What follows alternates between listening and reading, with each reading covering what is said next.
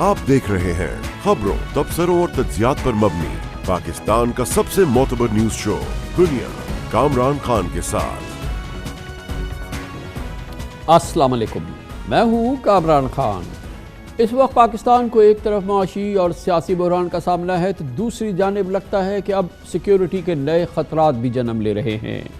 कल कलअदम तहरीक तालिबान ने एक तरफा हुकूमत के साथ जंग बंदी ख़त्म करने का ऐलान कर दिया। कलअदम TTP और हुकूमत पाकिस्तान के दरमियान ये आर्जी जंग बंदी पिछले साल नवंबर से जारी थी और अमन की बहाली के लिए मुज़ाकरात के कई दौर भी हुए थे जो बेनतीजा रहे थे।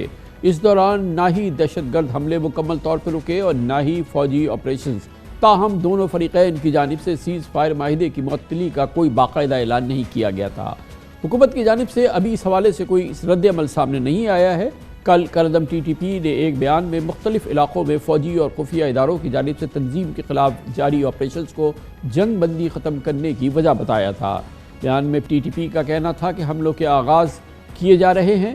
तशवीश की बात यह है कि कलअदम TTP के बलोच बागी ग्रुप्स के साथ ताउन के वाज़े सबूत भी सामने आ रहे हैं, जिसने सिक्योरिटी इदारों के लिए पाकिस्तान में काम करने वाले चीनी एहलकारों की हिफाजत को पेचीदा बना दिया है, जबकि सिक्योरिटी फोर्सेस पर हमले भी जारी हैं।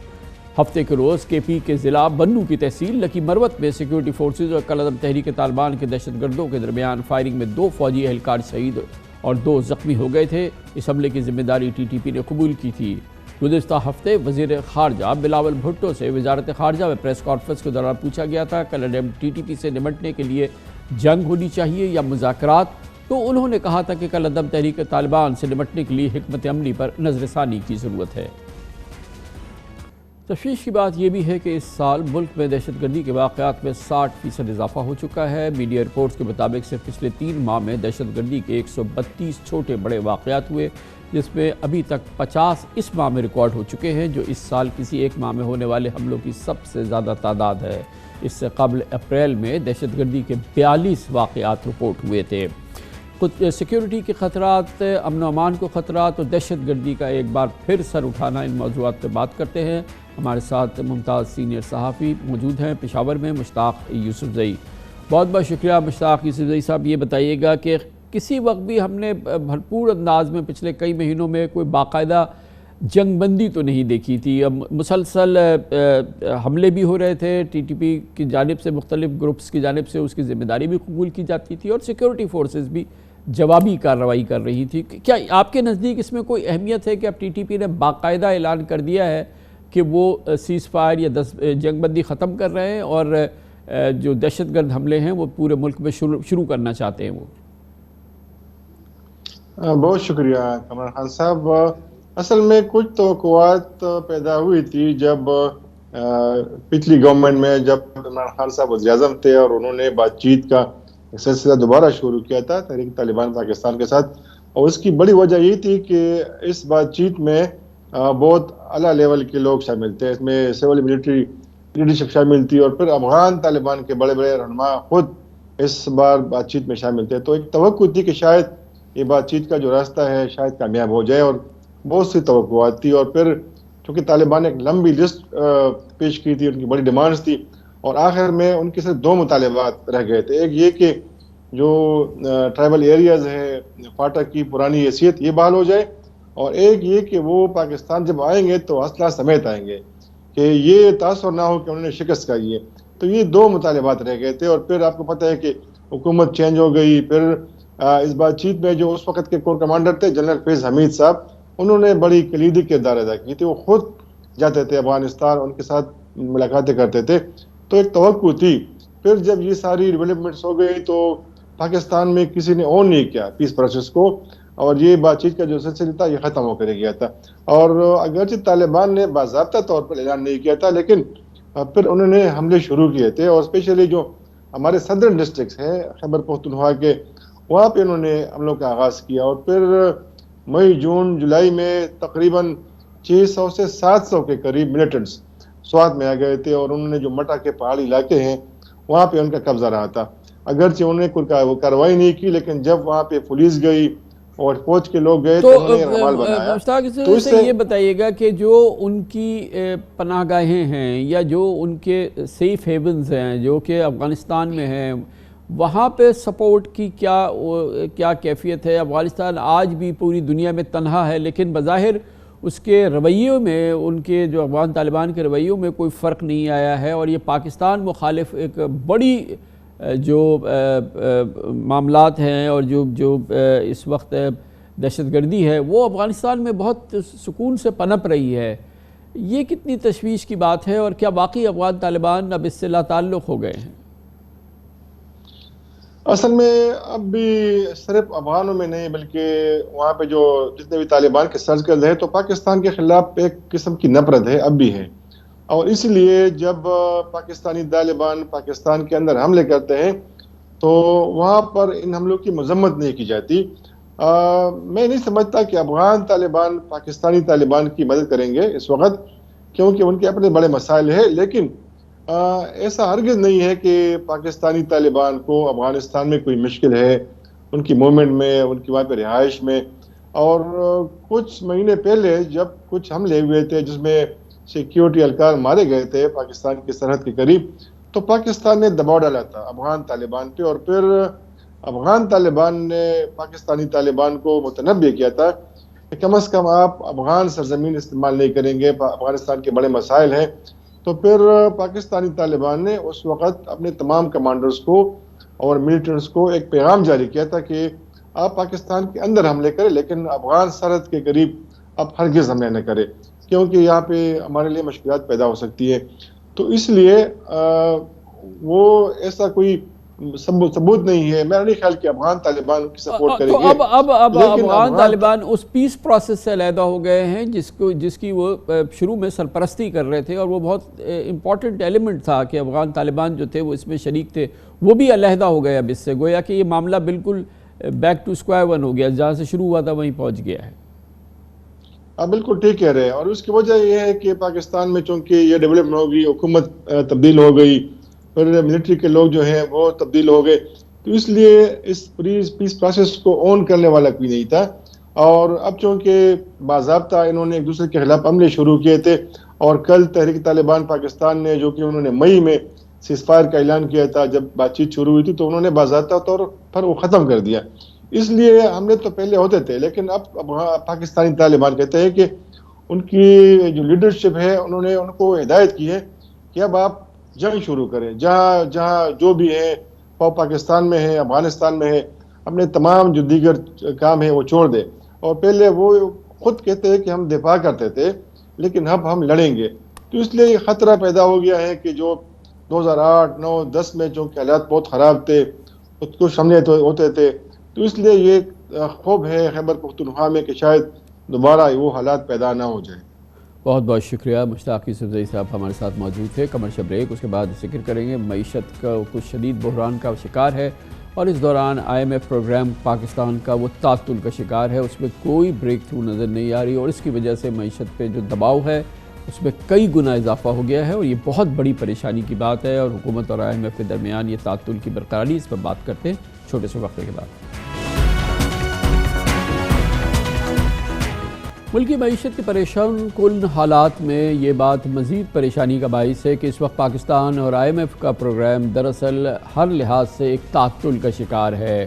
ابھی آج یہ خبریں آئی ہیں کہ اس تعطل میں ہلکا سا کچھ بہتری آئی ہے، ایک ورچوئل مذاکرات کا آغاز ہوا ہے، بات چیت شروع ہوئی ہے پاکستان اور IMF کے درمیان، مگر یہ ابھی بہت ہی ابتدائی بات ہے۔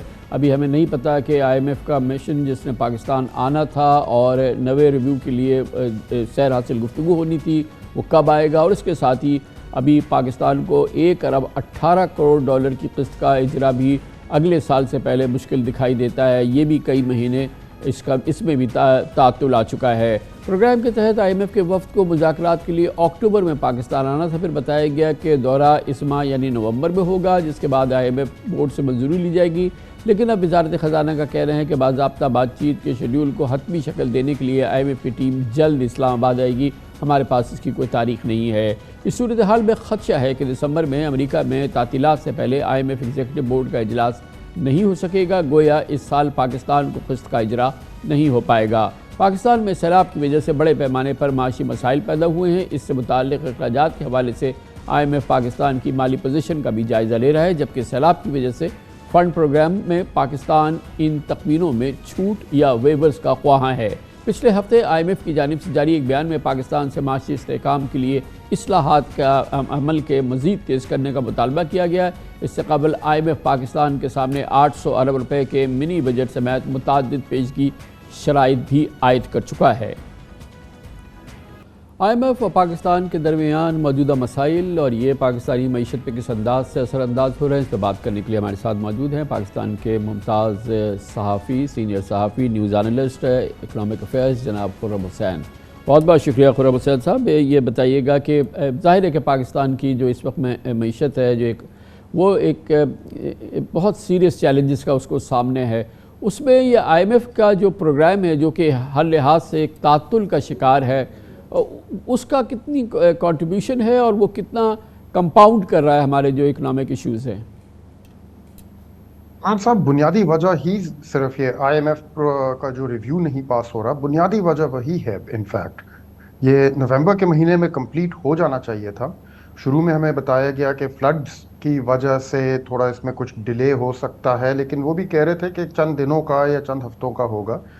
لیکن اب پرابلم یہ آ گئی ہے کہ دسمبر کے کوئی پہلا یا دوسرا ہفتہ جیسے ہی شروع ہوگا، میں کہہ رہا ہوں کوئی دسمبر اندازاً 8، 9، 10، 11 تاریخ تک، تو IMF ورلڈ بینک کے جتنے وہ ملازمین ہیں وہ کرسمس بریک کے اوپر جانا شروع کر دیں گے، اور اس کے بعد تو پھر ان کی مشن کا یہاں آنا ممکن نہیں ہوگا۔ اور آلریڈی فورن ایکسچینج مارکیٹس میں پاکستان میں سچویشن بہت زیادہ ٹائٹ ہو گئی ہے، ٹو دا پوائنٹ جہاں پہ کافی بینکس جو ہیں اب وہ LC کی بزنس کو نہیں قبول کر رہے، وہ نہیں وہ ایکسیپٹ کر رہے، انکلوڈنگ سم بینکس جو آئل LCs کے ساتھ بھی کافی ان کو مشکل پیش آ رہی ہے۔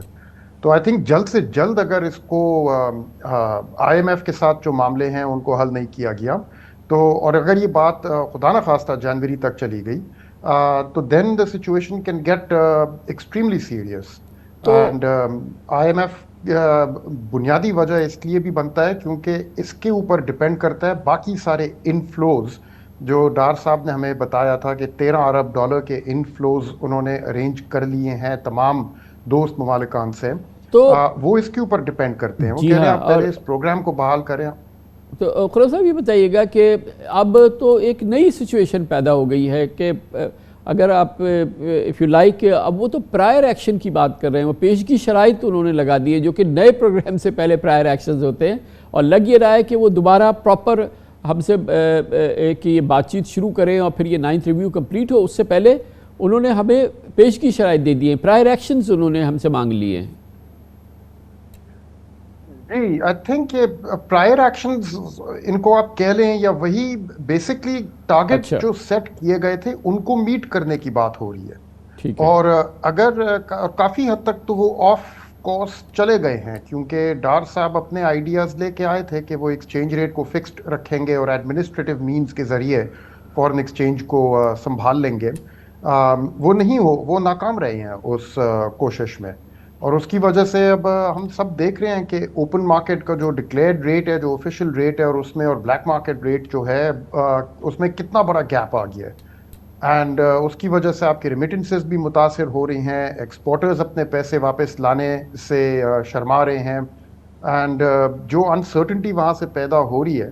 اب اگر IMF کہہ رہا ہے کہ بھئی اس کی وجہ سے آپ کے ٹارگٹس آف کورس چلے گئے ہیں، اینڈ دین نمبر 2 فلڈز کی وجہ سے آپ کے فسکل اور ایکسپینڈیچر ٹارگٹس آف کورس چلے گئے ہیں، اور نمبر 3 آپ ریونیوز اپنے پراپرلی نہیں میٹ کر سکے، تو پھر اب ایک نئی سیٹ آف کنڈیشنز بنتی ہے ساری چیز کو سٹیبلائز کرنے کے لیے، جس کو ہم لوگ اگر چاہیں تو پرائر ایکشنز بھی کہہ سکتے ہیں، یا اگر چاہیں تو ایگزسٹنگ جو بھی پروگرام تھا اس کو ری ٹول کریں تاکہ سیم جو ٹارگٹس ہیں، اینڈ آف ایئر ٹارگٹس ہیں پروگرام کے، جون 2023 تک یہ ختم ہو رہا ہے پروگرام، وہ تو اپنی جگہ قائم رہے، ان کو ایڈجسٹ کیے بغیر۔ تو بہت کافی زیادہ مشکل سچویشن پیدا ہو گئی ہے، اور جو ابھی ہم پہ پریشر آ رہا ہے ہماری ایکسٹرنل جو لائبلٹیز ہیں، اوبلیگیشنز ہیں، ان کے حوالے سے، اور ظاہر ہے کہ دنیا اس کو بڑے غور سے دیکھ رہی ہے، اور ہمارا جو ہے وہ جو کریڈٹ سواپ رسک ہے وہ بھی ہمارا کافی زیادہ خراب ہوا ہے، اس حوالے سے بھی ہمارے پریشرز ہیں، ڈیفالٹ کی لوگ باتیں کر رہے ہیں، بنیادی وجہ یہی ہے کہ IMF پروگرام جو ہے ہمارا وہ ٹریک پہ نہیں ہے. جی ہاں، بیسکلی IMF پروگرام اپنے ٹریک سے ہٹ چکا ہے اور بہت جلدی ہٹ چکا. اگست 31 میں یہ سارا اگری ہوا تھا، اور ابھی آپ کے ہی پروگرام میں سے پہلے جو پیکج چل رہا تھا وہ ایک ایگزامپل دے رہے تھے کہ فسکل سائڈ پہ ریونیوز جو پرومس کیے گئے تھے وہ تو ابھی نہیں آن کورس اپنے ٹارگٹ پہ. جو ایگزسٹنگ ریونیو ہیڈز ہیں PDL کی طرح اس میں بھی شارٹ فال آ رہی ہے، اینڈ اوپر سے ایکسٹرنل فائنینسنگ گیپ جو آئی تھنک اگست کے مہینے میں $4.5 ارب تک کا تھا، اس کو بھی میٹ کرنے کی کوئی کانکریٹ چیز اب سامنے نہیں آئی. تو اگر وہ نہیں میٹ ہو رہا تو پھر اس کو کس طرح سے اور کس اور طریقے سے مینیج کیا جائے گا، اس کا تو پھر امپیکٹ ڈائریکٹلی ایکسچینج ریٹ کے اوپر جائے گا. آئی تھنک کافی حد تک یہ پروگرام جو ہے یہ سائن ہونے کے فوراً بعد ہی اس میں جو چینجز کی ریکوائرمنٹ تھی وہ سامنے آنی شروع ہو گئی تھی.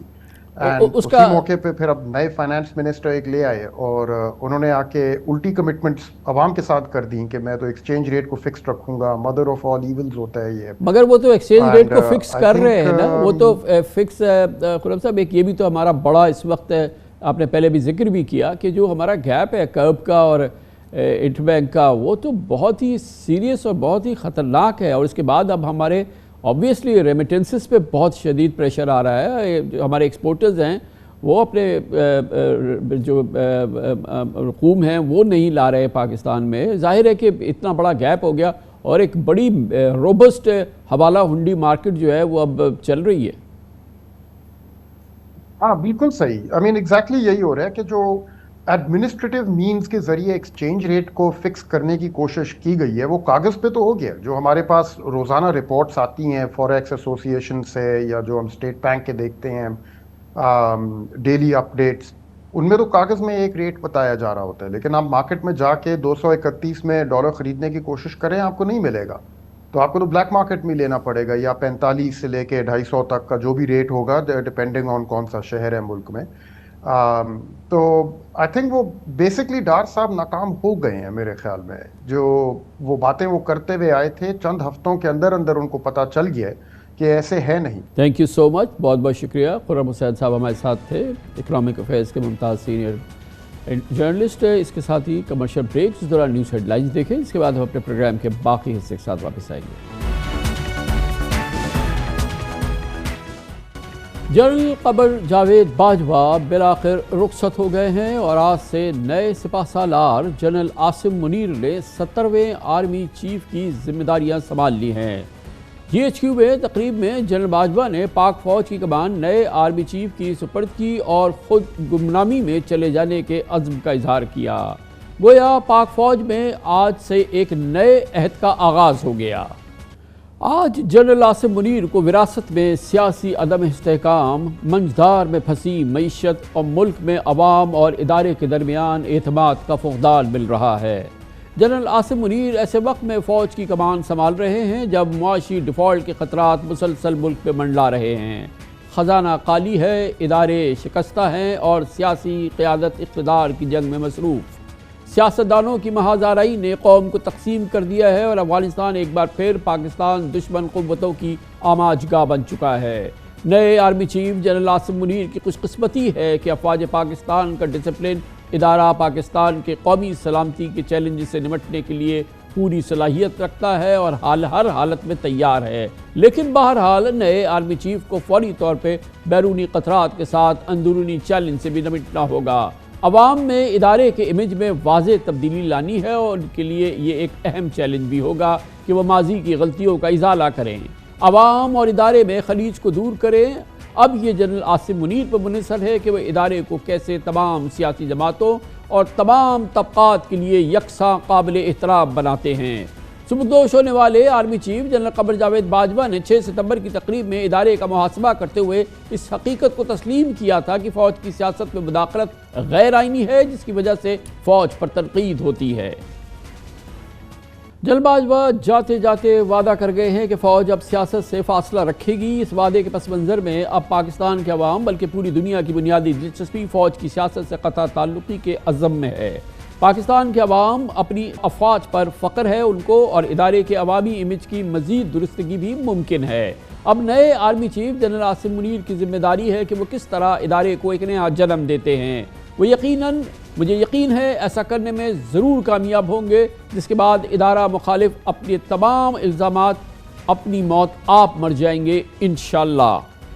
آج کے اس حساس دن میں اس پر ہم بات کرتے ہیں، اس کا فوجی نقطہ نگاہ سے اور قومی نقطہ نگاہ سے جائزہ لینے کے لیے ہم نے پینل تشکیل دیا ہے۔ ہمارے ساتھ موجود ہے lieutenant general retired Ghulam Mustafa, سابق کمانڈر ہے پاک افواج کی اسٹریٹجک فورس کمانڈ کے، اور جناب پاکستان کے نامور ممتاز سینئر ترین صحافی جناب مجیب الرحمان شامی ہمارے ساتھ موجود ہے۔ جنرل صاحب، آپ فرمائیے گا کہ اپ ہل ٹاسک ہے، بہت ہی سیریس چیلنجز ہیں جنرل عاصم منیر کے ساتھ، ایکسٹرنل فرنٹ پہ، انٹرنل فرنٹ پہ، خود انسٹیٹیوشن کے حوالے سے کتنے ایکوپڈ ہے وہ اس سے نبرد آزما ہونے کے لیے، اور آپ کا کانفیڈنس لیول کتنا ہے کہ اب ہم ایک نئی سورج کو طلوع ہوتے ہوئے دیکھیں گے؟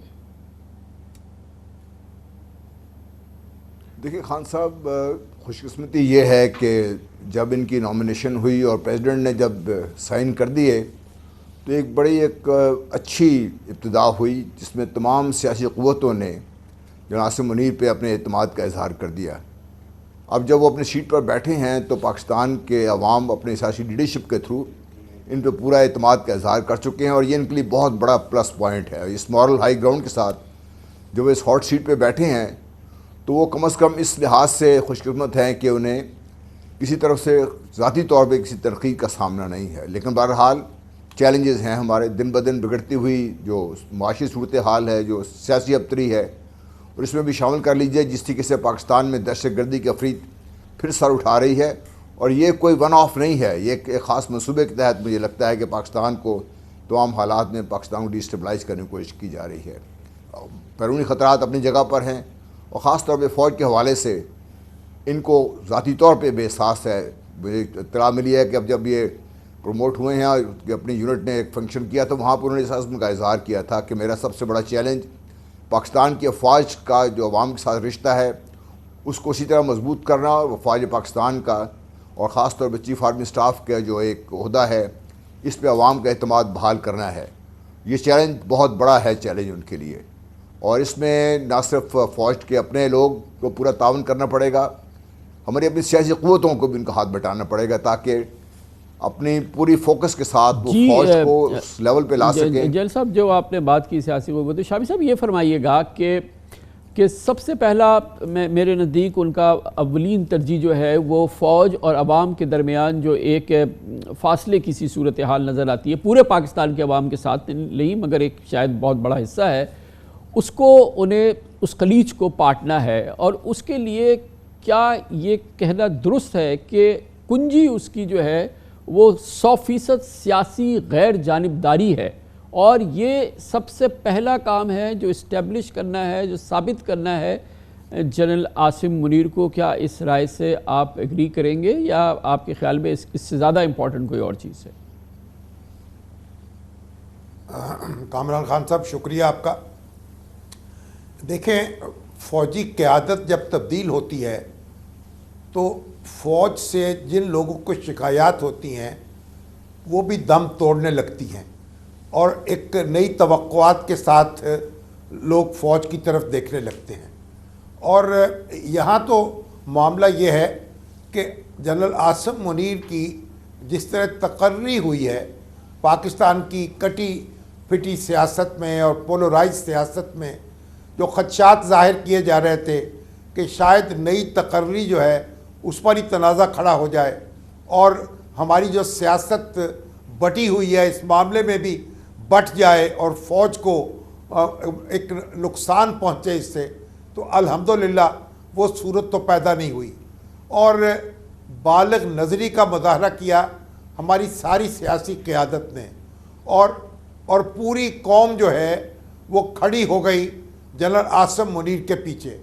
تو یہ سب سے بڑا اثاثہ تو ان کا یہ ہے کہ پوری قوم میں ان کے تقرر پر کوئی تنازع نہیں ہوا، مسرت کی اور اطمینان کی لہر دوڑی ہے، اور لوگوں نے فوج سے پھر توقعات لگا لی ہیں۔ تو میرا خیال ہے کہ یہ اپنا سفر شروع کرنے میں یہ بڑا بنیادی معاون ہوگا یہ عنصر جو ہے. باقی جہاں تک تعلق ہے وہ کہتے ہیں نا کہ جو پڈنگ کا مزہ جو ہے اسے کھانے میں ہے. تو جب جنرل عاصم منیر اس اعتماد کو آگے بڑھائیں گے اور حکومت کے ساتھ تو ان کو جڑے رہنا ہے کیونکہ حکومت کی اطاعت جو ہے ادروئے دستور افواج پاکستان پر لازم ہے، لیکن جو حکومت کا سیاسی ایجنڈا ہے اس میں شریک نہیں ہونا ہے، اس کو اون نہیں کرنا ہے. تو توقع رکھنی چاہیے کہ وہ بڑے سوچ سمجھ کر اور پھونک پھونک کر قدم بڑھائیں گے اور آہستہ آہستہ معاملات جو ہیں وہ بہتر ہوتے چلے جائیں گے. جل صاحب یہ فرمائیے گا، سیاسی قیادت جو ہے اس پر بھی لازم ہے. جی ہاں، یہ بالکل میں یہی نقطہ جل صاحب آپ کے سامنے رکھ رہا ہوں کہ ایک جانب تو ہم نے جو توقعات ہماری ہیں جنرل عاصم منیر سے اور ان کی جو پہچان ہے، ہم جانتے ہیں کہ 100% وہ غیر سیاسی ان کی ہمیشہ سے سوچ اور فکر رہی ہے. لیکن یہ بتائیے گا کہ خود سیاسی لیڈرشپ پہ، خاص طور پہ پی ٹی آئی اور عمران خان صاحب پہ کتنا اب ان کی ذمہ داری ہے کہ اس نئے دور کو ایک نئے عزم کے ساتھ اور نئے کانفیڈنس کے ساتھ وہ ویلکم کریں اور اس کو سپورٹ کریں اور اس کے ساتھ کھڑے رہیں، کیونکہ ان کی بہت گلے رہے ہیں، شکوے رہے ہیں، شکایات رہی ہیں. مگر اب جیسے کہ شامی صاحب نے عرض کیا کہ یہ نیا آرمی چیف آ گیا، نئی کمانڈ آ گئی، نئی روح آ گئی ہے، تو اس پہ کانفیڈنس کا اظہار کرنا اور اس کو واقعی اس کو موقع دینا، یہ کتنی ذمہ داری ہے عمران خان صاحب کی؟ دیکھیے، اس وقت سب سے بڑی جو سیاسی جماعت ہے ہماری مخالفت میں بیٹھی ہوئی ہے، اپوزیشن میں بیٹھی ہوئی ہے، اس لحاظ سے عمران خان کی ذمہ داری حکومت سے اس لحاظ سے زیادہ بن جاتی ہے کیونکہ جس طریقے سے عوام ان کو رسپونڈ کر رہے ہیں، جس طریقے سے انہوں نے کرٹیسائز کیا ہے، دوسرے لوگوں نے بھی کیا ہے، لیکن عمران خان صاحب کی کرٹیسزم نے ایک نئی قسم کی حالات کو جنم دیا تھا. اب ان کی ذمہ داری ہے خان صاحب کی کہ جب نئی کمانڈ آئی ہے اس کو ویلکم کرنے کے لیے اپنی طرف سے جو سیاسی افہام و تفہیم کی طرف جو قدم بڑھانا ہے اس کا ایک اظہار کریں تاکہ قوم اس ہیجان سے بھی باہر نکلے جو روز کے حساب سے ہم اب تک ہوتی ہوئی صورتحال دیکھ رہے ہیں اپنی پولیٹیکل سیناریو میں. اس سے باہر نکلنے کی کچھ بھی اب مورال عمران خان صاحب کے پاس ہے. ان کو یہاں پہ شاید پہل کرنی پڑے اور شاید ایک سٹیپ لیں آگے وہ، اور اس سلسلے میں ان کو ساری قوم کی شاید حمایت بھی حاصل ہو جائے گی جب اگر اس قسم کا کوئی ایک بڑا جسٹر کریں گے وہ. اس سے عاصم منیر صاحب کی کام بھی بہت آسان ہو جائے گا، ان پہ یہ جو پریشر ہے ملک میں یہ کم ہو جائے گا. اور پھر اگلا جو بہت بڑا ایک اہم مسئلہ ہے پاکستان کا جو اکانومی کی صورتحال ہے، اس کے لیے بحیثیت مجموعی بھی ہم بحیثیت قوم کو بڑے فیصلے کرنے میں کامیاب ہو سکیں گے. تو شاوی صاحب یہ فرمائیے گا کہ اب ہم اور سب اور خود فوج کا یہ وعدہ ہے کہ وہ غیر سیاسی رہیں گے اور بالکل جو ہے وہ نیوٹرل رہیں گے، غیر جانبدار رہیں گے، لیکن جس طرح کی ہم اس وقت ہیجان میں مبتلا ہیں، معاشی ہیجان، سیاسی ہیجان، الیکشنز کے معاملات، اور بہت لمبا سفر طے کرنا ہے پاکستان کو استحکام کی کسی بھی شاہراہ پہ لانے کے لیے، اور یہ بہت ہی مشکل مرحلہ ہے. کیا ضروری ہوگا جنرل عاصم منیر کے لیے کہ وہ فوج کی غیر جانبداری برقرار رکھتے ہوئے بڑے تیکھے انداز میں اپنی جو ان کا اس وقت وقار ہے یا جو ان پہ کانفیڈنس ہے، اعتماد ہے قوم کا، اس کو استعمال کرتے ہوئے اب ان فاصلوں کو سمیٹنے کی کوشش کرے کسی صورت سے، اور جو سیاسی شاہراہ ہے اور جو معاشی شاہراہ ہے اس کے لیے جو کنورجنس چاہیے، جو اشتراک چاہیے ان سیاسی قوتوں کو، اس کو وہ بروئے کال لائیں اپنے انفلوئنس کو. یہ کتنا بڑا امپورٹنٹ ان کے لیے سبجیکٹ ہوگا، یا آپ کے خیال میں ان کو اس سے دور رہنا چاہیے اور سیاستدان خود جانیں؟ دیکھیں خان صاحب، بنیادی بات یہ ہے کہ سیاستدانوں کی ذمہ داری ہے کہ وہ معاملات کو سنبھالنے میں ایک دوسرے کے ساتھ تعاون کریں اور بالکل فوج کی طرف نہ دیکھیں عمران خان صاحب میں ایک سرپرائز دینے کی صلاحیت موجود ہے، اور جس طرح انہوں نے آرمی چیف کے تقرر کے معاملے میں قوم کو خوش کیا ہے اور قوم کے اعتماد پر پورا اترے ہیں، اسی طریقے سے وہ ایک آگے بڑھ کر انتخابی معاملات پر بات چیت بھی کر سکتے ہیں. میں سمجھتا ہوں کہ وزیر اعظم شہباز شریف کو انتظار نہیں کرنا چاہیے، انہیں دعوت دینی چاہیے، ایک خط لکھنا چاہیے عمران خان صاحب کو کہ آئیے ان معاملات پر بیٹھ کر بات چیت کرتے ہیں، اور گیند ان کی کورٹ میں پھینک دینی چاہیے۔ پھر میرا خیال بہت مشکل ہوگا عمران خان کے لیے آج کے حالات میں کہ وہ اسے یکسر مسترد کر دیں اور ان کا بڑا ہوا ہاتھ جھٹکا دیں۔ تو میری گزارش یہ ہے کہ یہ ماحول پیدا کرنا ہوگا۔ ماضی میں بھی ہم دیکھ چکے ہیں، فوج نے کئی ایسے معاملات ہوئے ہیں، کئی ایسے مقامات ہوئے ہیں جہاں فوج انوالو نہیں تھی لیکن معاملات کو سنبھالا نہیں جا سکا۔ بالآخر سیاستدان جو ہیں وہ ایک دوسرے کو دھکا دیتے دیتے ایک گڑھے میں سارے کے سارے گر گئے۔ تو یہ ایسی صورتحال پیدا نہیں ہونی چاہیے۔ جہاں عاصم منیر صاحب پوری سنجیدگی کے ساتھ اور متانت کے ساتھ اپنے کام کا آغاز کریں، وہیں ہمیں توقع رکھنی چاہیے، اور بنیادی ذمہ داری ان لوگوں کی ہے جن کو قوم ووٹ دے کر اپنی قیادت کے لیے منتخب کرتی ہے۔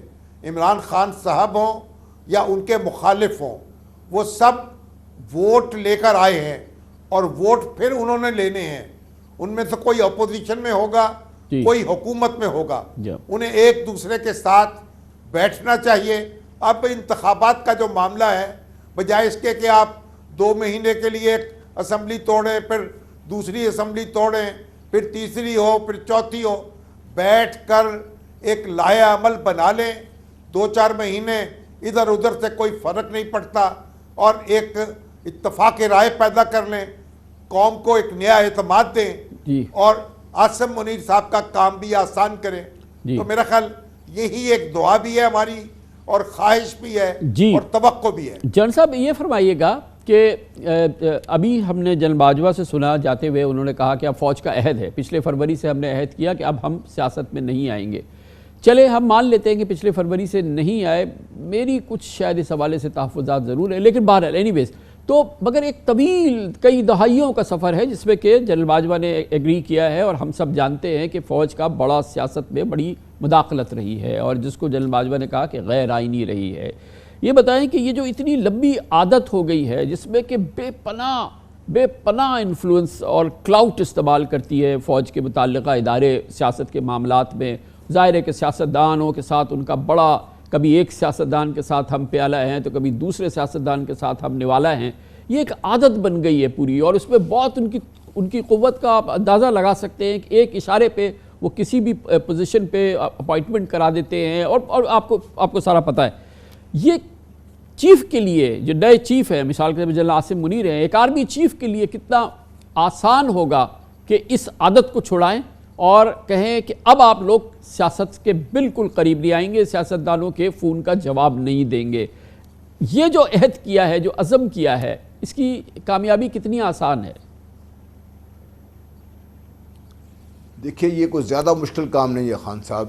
چیف آرمی سٹاف کی پاکستان آرمی میں جو حیثیت ہے، جو ہماری چین آف کمانڈ جس طریقے سے کام کرتی ہے، ایک حکم کے تحت تمام جو سینئر آفیسرز ہیں ان کو یہ منع کر دیا جا سکتا ہے، انکلوڈنگ جو عام طور پہ کنیکٹڈ رہتے ہیں، کہ آپ نے سیاست سے دور رہنا ہے۔ نمبر 2، جو ہماری انٹیلیجنس ایجنسیز میں جہاں پہ یہ قسم کے کام ہوتے رہے ہیں، ان کو اس سے نکالنے کے لیے ہمیں اپنی سیاسی قوتوں کے ساتھ بھی یہ بات کرنی پڑے گی کہ آپ ان پہ اس قسم کا بوجھ مت ڈالیں، اور جو انٹیلیجنس ایجنسیز کی لیڈرشپ ہے اس کو بھی اسے روکا جا سکتا، ٹائم لگے گا۔ لیکن یہ مت بھولیے کہ یہ جو آج کی فوج ہے خان صاحب، یہ 70-80 کی دہائی سے بڑی مختلف فوج ہے۔ تقریباً ساری کی ساری سینئر لیڈرشپ ایک بڑے آگ اور خون کے دریا سے عبور کر کے یہاں تک پہنچی ہے۔ 20-22 سال سے فوج لگاتار ایک حالت جنگ میں، آج بھی حالت جنگ میں ہے۔ ان کے لیے بڑا مشکل ہے کہ آپ یہ کہ اپنے آپ کو ہر طریقے سے انوالو کرنا۔ بہرحال ایک قوم کا حصہ ہونے کے ناطے ان کی خواہش ضرور ہوتی ہے کہ پاکستان کے معاملات بہتری کی طرف جائیں۔ اس سلسلے میں جو ریکمنڈیشنز ہیں، سجیشنز ہیں، وہ باقاعدہ حکومت کو پیش کی جا سکتی ہیں اور پیش کی جاتی رہی ہیں، اور حکومت کا بھی یہ فرض ہے کہ وہ بجائے ایک خاص نقطے پہ پھنسے رہنے کے عوام کی بہتری کی طرف چلے۔ تو کوئی وجہ نہیں ہے کہ پاکستان کی افواج اس طرف دوبارہ دیکھیں بھی نہ۔ تو شاوی صاحب، یہ تو آپ سے زیادہ کون جانتا ہے کہ یہ پہلی بار تو اس عزم کا اظہار نہیں ہوا کہ فوج سیاست سے لا تعلق رہے گی، اور جیسا کہ آپ مجھ سے کہیں زیادہ جانتے ہیں کہ گو کہ جنرل باجوہ نے کہا کہ پچھلی فروری سے ایسا عمل نہیں ہوا ہے، گزشتہ سال فروری سے، لیکن بہرحال اس حوالے سے کئی تحفظات جو ہیں موجود ہیں۔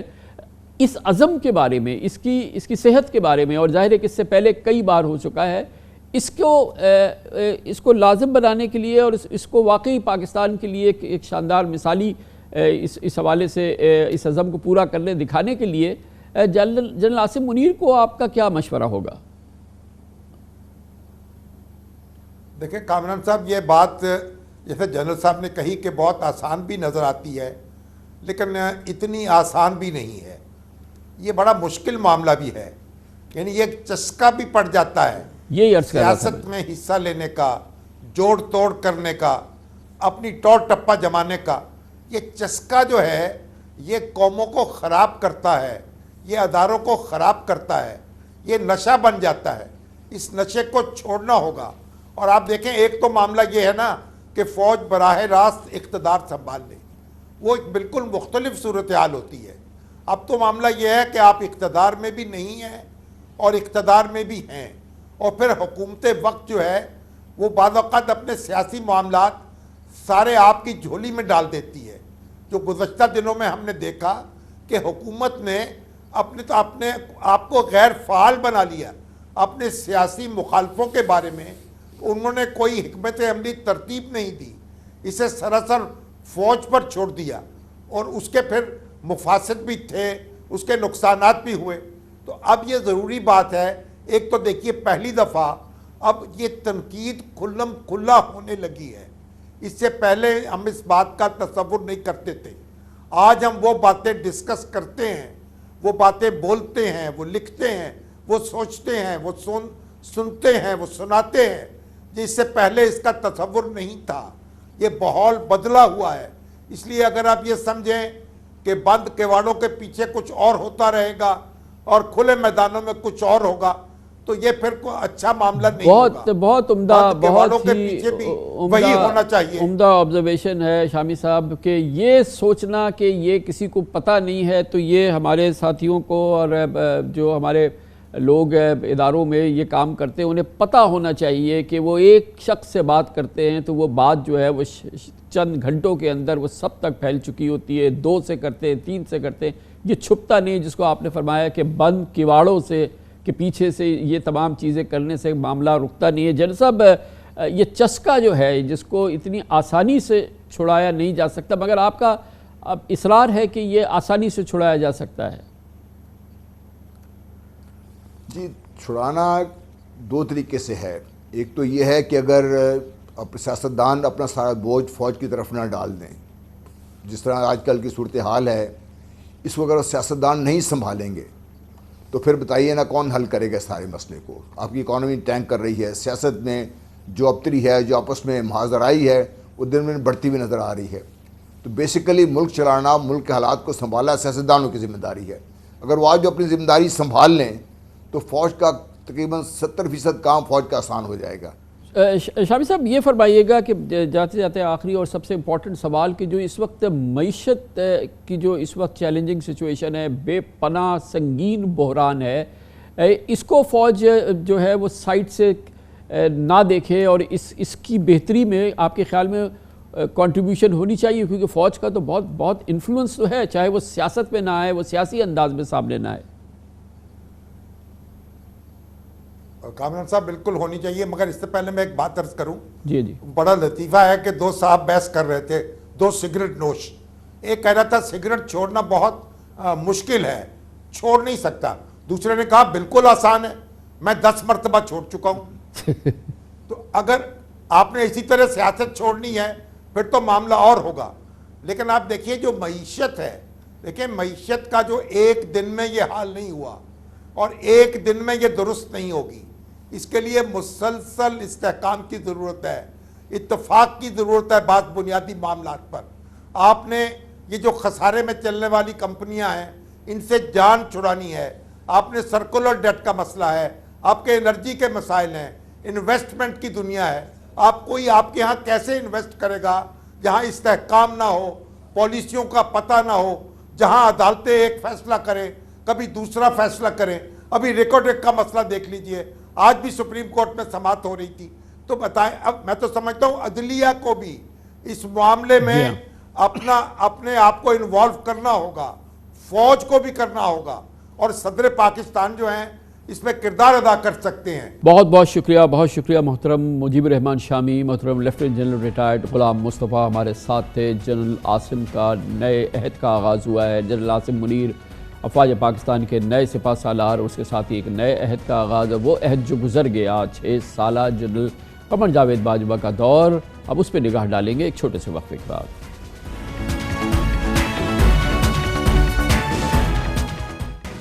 سابق army chief general retired Qamar Javed Bajwa آج اپنے عہدے سے رخصت ہو گئے.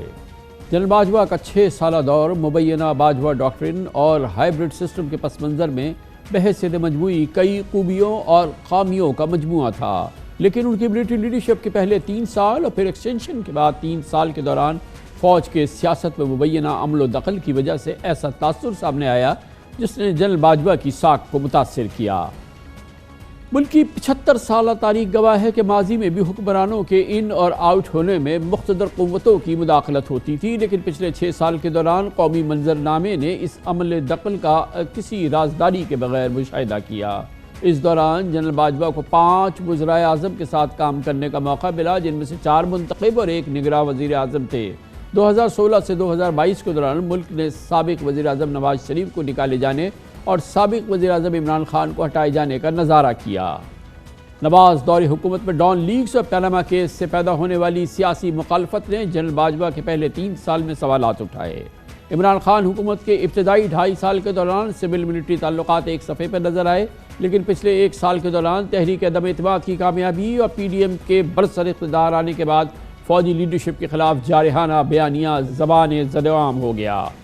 سوشل میڈیا پر ٹاپ ٹرینڈز بنے اور ان کی 6 سالہ دور میں پاکستان کی تاریخ میں ایک انتہائی غیر معمولی واقعہ سامنے آیا جب D G I S I lieutenant general Nadeem Anjum کو پریس کانفرنس کرنی پڑی، جبکہ 6 ستمبر کی تقریب سے خطاب میں جنرل قمر جاوید باجوہ نے فوج کی 70 سال سے سیاست میں غیر آئینی مداخلت کا اعتراف کر لیا. ریٹائرمنٹ سے صرف 1 ہفتے قبل جنرل باجوہ کے اہل خانہ کے اثاثوں اور ٹیکس گوشواروں کی لیکس سامنے آئیں، جو اپنی نوعیت کا ایک بہت ہی غیر معمولی واقعہ تھا. 2016 سے 2022 کے دوران جنرل باجوہ نے تنقیدی اور تعریفی دونوں حوالوں سے رائے سمیٹی. بہرحال جنرل قمر جاوید باجوہ کی قیادت میں پچھلے 6 سال کے دوران قومی سلامتی امور، داخلی خارجی سیاست میں کئی حوالوں سے ملک میں مثبت پیش رفت بھی سامنے آئی. جنرل باجوہ کی قیادت میں فوج نے ان گنت قومی چیلنجز عبور کیے، جس کو انہوں نے از خود بھی بیان کیا. یقیناً ایک بہت امپورٹنٹ دن ہے. 6 سالہ دور چیف آف آرمی اسٹاف کی حیثیت سے جنرل قمر جاوید باجوہ کا آج اختتام ہوا. مورخ اس حوالے سے سالوں لکھتا رہے گا اور تاریخ پاکستان کی اور دنیا کی تاریخ میں ان 6 سالوں کا بہت ذکر رہے گا. خامیوں اور خوبیوں سے لبریز یہ سال بہت فیصلہ کن انداز میں پاکستان کے معاملات پر اثر انداز ہوا ہے. اس دور پہ نگاہ ڈالنے کا آغاز کرتے ہیں اور اس کے لیے ہم نے دعوت دی ہے. ہمارے ساتھ موجود ہیں ہمارے ملک کی ممتاز سینئر صحافی، نیوز اینالسٹ اور اپنا بہت عمدہ پروگرام بھی ہوسٹ کرتی ہیں. ہمارے ساتھ ہیں محترمہ نسیم زہرا. بہت شکریہ نسیم زہرا صاحبہ. بتائیے گا جنرل باجوہ کی لیگیسی پہ پہلی نگاہ ڈالیے. آج ان کا اختتام ہوا 6 سالہ دور as chief of army staff ہے، تو آپ کے نزدیک وہ کیا لیگیسی چھوڑ کے جا رہے ہیں؟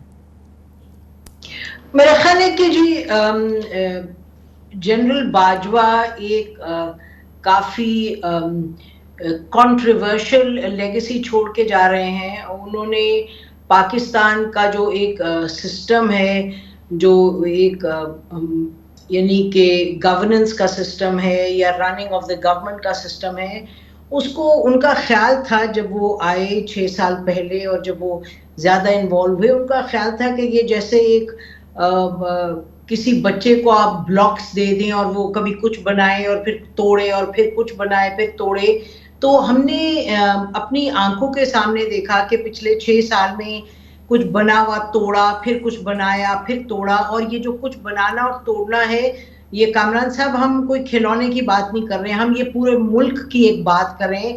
with 220 million people, a nuclear state, जिसका जो देखिए जो कुछ आप एनेक्डोट्स की हम बात करें, हम इवेंट्स की बात करें, ये सब आपने जो आपकी रिपोर्ट में बातें की गई कि एनसीओसी बड़ा जबरदस्त चला, नो क्वेश्चन अबाउट इट, 80% इसका क्रेडिट जाता है फौज को, नो क्वेश्चन के जनरल बाजवा गए और पैसे जो जब जरूरत पड़ी तो सऊदी अरेबिया से ले आए और चाइना से उन्होंने बात की।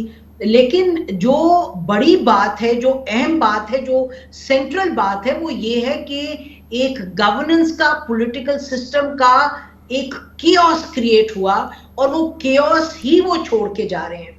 और यकीनी तौर पे अगर आप पीएमएलएन के सपोर्टर हैं तो आप कहेंगे कि जी बड़ी अच्छी भली तो हुकूमत चल रही है, हमारे साथ ज्यादती हुई थी, वो ज्यादती जी उसको खत्म किया गया। इसी तरीके से अगर आप पीटीआई के हैं तो आप कहेंगे कि जी शुरू में तो ठीक थे, अच्छे भले थे, फिर आखिर में आके उन्होंने केओस की आप बात कर रही हैं, सॉरी, वो एक उसमें एक बहुत इम्पॉर्टेंट जो माइलस्टोन है या उसकी जो टर्निंग पॉइंट है वो जब उनको 3 साल की एक्सटेंशन मिली, और वो 3 साल की एक्सटेंशन जो है वो पाकिस्तान की तारीख का एक्स्ट्रॉर्डिनरी वाक़या है, अनबिलीवेबल, कि पूरी पार्लियामेंट जिसमें कि नून लीग जिसको कि जनरल बाजवा ने के दौर में जिस अंदाज से निकाला गया था वो से लेके और आज की पीटीआई और पीपल्स पार्टी और ये सब अनकंडीशनल उन्होंने कहा कि इनको 3 साल की एक्सटेंशन देनी चाहिए। इसको थोड़ा सा इस पे नज़र डालें कि ये किसका करिश्मा था। जी देखिए, मैं आपको बताऊं कि एक तो बात बड़ी, अगर आप कहें कि जी let's look at the overall picture, तो मैं ये तो कहूंगी जरूर कि ताली एक हाथ से नहीं बजती, यानी कि इमरान खान साहब ने कसीदा गोई की, अगर आप निकाल के देखना शुरू करें, चलाना शुरू करें, तो आप देखेंगे कि कितनी मुतअद्दिद मर्तबा इमरान खान साहब ने उनकी तारीफ की और कहा कि बड़े जबरदस्त हैं, और फिर बिल्कुल 380 डिग्री टर्न लिया आपने और फिर बिल्कुल आपने मुख्तलिफ बात इमरान खान साहब कहने लगे। और ये जो अभी आप कह रहे हैं कि जी सबने मिलके उनकी एक्सटेंशन दी, ये बातें अपनी जगह हैं कामरान साहब, लेकिन हम तो बात करें जनरल बाजवा की।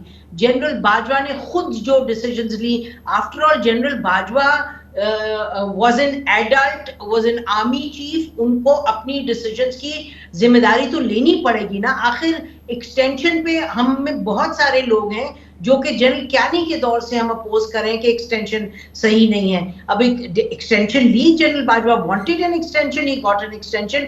जो पॉलिटिकल क्लास की फेलिंग्स है, वीकनेसेस है, उस पे तो फिर उस पर अपनी गुफ्तगू कर लेते हैं अगर आपने करनी है। लेकिन जनरल बाजवा की जो लेगेसी है वो लेगेसी ऐसी लेगेसी है जिसने पाकिस्तान को बुरे हालों में छोड़ा है। और इस लेगेसी की फर्दर जो एग्रेवेशन या ख़राबी या उसमें डिटेरिएशन हमने देखी है, ख़ास तौर पे जो ये लीक्स सामने आई जो कि उनके फैमिली के एसेट्स के हवाले से, उनके एसेट्स के हवाले से, ये भी एक परहैप्स उनके लिए, उनकी इस 6 साल टेन्योर के लिए एक बहुत ही गैर मामूली और बहुत ही एक नेगेटिव पेशरफ्त हुई। जी मेरा ख्याल है कि ये बहुत मर्तबा पहले भी, यानी कि मुझे ये कहने दीजिएगा कि ये एक this is not the first general, और ये मतलब हर जनरल और हर पॉलिटिशियन जो भी इस लेवल पे मुबैना तौर पे अगर उनकी बातें ऐसे सामने आई तो वो तो बहुत गलत है और होनी नहीं चाहिए और अकाउंटेबिलिटी होनी चाहिए, वो अपनी जगह। लेकिन व्हाट कंसर्न्स मी इज कि अगर ये मुल्क चलना है, अगर बिजनेस ऑफ द स्टेट एक मैच्योर तरीके से चलना है, तो फिर क्या हम कामरान खान साहब कहीं जाके ये कहें कि भाई पाकिस्तान की जहां हम जिस नहज पे खड़े हैं उसमें मुझे लगता है कि जो सबसे कोर, जो कार्डिनल ब्लंडर होता है बार बार, वो ये होता है कि सिस्टम को आप हिला जुला के आप समझते हैं कि आप ही बेहतर चलाएंगे। और कितनी मर्तबा आपसे बेहतर कौन जानता है कि हर दफा आप सिस्टम में आके बिल्कुल उसको म्यूटिलेट करके अपनी तरफ से, आप भले से आपकी बड़ी अच्छी नीयत हो, आप कहते हैं जी इमरान खान साहब हैं, इमरान खान साहब ने बहुत वोट्स लेने थे, लेकिन क्या उन्होंने जीतना था 2018 में? It will always be a moot question. General Bajwa कह चुके हैं पब्लिक में और लोगों के सामने कह चुके हैं कि अगर नवाज शरीफ साहब को हमारे से शिकायत है तो वो जायज है, शिकायत किसी हद तक जायज। پھر عمران خان صاحب تو کہنے کا مطلب کہ یہ جو کیسز بنے اور پھر یہ ہوا، پھر جوڈیشری کے معاملات ہوئے، یہ سب چیزیں جو ہیں اس طرح سے ہم کب جا کے سیکھیں گے کہ تو اچھا اب مجھے تھوڑا سا اپنے ایکسپیرینس سے یہ بتائیے گا کہ یہ جو فیصلے کیے جنرل باجوہ نے ان 6 سالوں میں، اس میں کتنی ذمہ داری 100% ان کی ہے، یا کتنی ذمہ داری ان کمانڈرز کی یا پرنسپل آفیسرز کی ہے، پی ایس اوز کی ہے، جو کہ جنرل باجوہ کی ٹیم کا حصہ رہے؟ ہم یہ ساری جو اس وقت خرافات ہیں ان کو ہم معاف کیجیے گا جنرل باجوہ کی گود میں ڈال رہے ہیں، لیکن وہ جو لیڈرشپ جو ان کے ساتھ رائٹ لیفٹ بیٹھی، وہ کتنی ذمہ دار ہے ان کے ان فیصلوں کی جو ہمارے نزدیک معترضہ تھے؟ کامران خان صاحب، ہم نے تو یہ سیکھا ہے that the army chief is the army chief and he has the last word. اگر ان کے پاس وہ اتھارٹی ہے تو پھر ذمہ داری بھی ان کو لینی پڑے گی. کتنی مرتبہ ہم بات کرتے ہیں منسٹرز کی اور تمام جو کابینہ ہوتی ہے، لیکن الٹیمیٹلی ہم پرائم منسٹر کی طرف دیکھتے ہیں تو اور ان کو ہم ذمہ دار ٹھہراتے ہیں. اسی طرح سے آرمی چیف، اور ہم نے ابھی ٹائم نہیں ہے لیکن ہم نے تو منہ زبانی آرمی چیفز کے قصے سنے ہیں، کس طریقے سے جب میٹنگ ہوتی کور کمانڈرز کی، ڈیموکریٹک شورلی، لیکن لاسٹ ورڈ جو ہوتا ہے وہ آرمی چیف کا ہوتا ہے. تو دیکھیے پھر میں یہ کہوں گی کہ بہت سی آپ نے جو باتیں کی جنرل باجوہ کے حوالے سے، اور بہت سی باتیں انہوں نے بھی سنائی ہیں کہ اس میں کوئی ڈاؤٹ نہیں ہے کہ انہوں نے بہت پوائنٹس پہ انٹروین کر کے اور بہتری لانے کی کوشش کی، لیکن ملک نہیں چلتے ایسے. الٹیمیٹلی آپ کا رونا اسی پر آ کے رکتا ہے کہ بھئی یہ سسٹم کیسے چلے گا. اور کبھی جی پریزیڈنشل سسٹم کی بات کر لیں، کبھی آپ کہیں کہ جی ہم کوئی انٹرم سیٹ اپ کر لیں گے، کوئی آپ کہیں گے کہ ایمرجنسی لگا کے ایکسٹینڈ کر، ایسے تو نہیں ہوتا. تھینک یو سو مچ، بہت بہت شکریہ محترمہ نسیم زہرا ہمارے ساتھی. جنرل باجوہ کے 6 سال پر تبصرے ہوتے رہیں گی، اس کا آغاز ہوا ہے. اس کے ساتھ ہی ہمارے آج کے پروگرام کا اختتام ہوتا ہے. کل آپ سے پھر ملاقات ہوگی انشاءاللہ. کل تک کے لیے کامران خان کو اجازت. اللہ حافظ ناصر.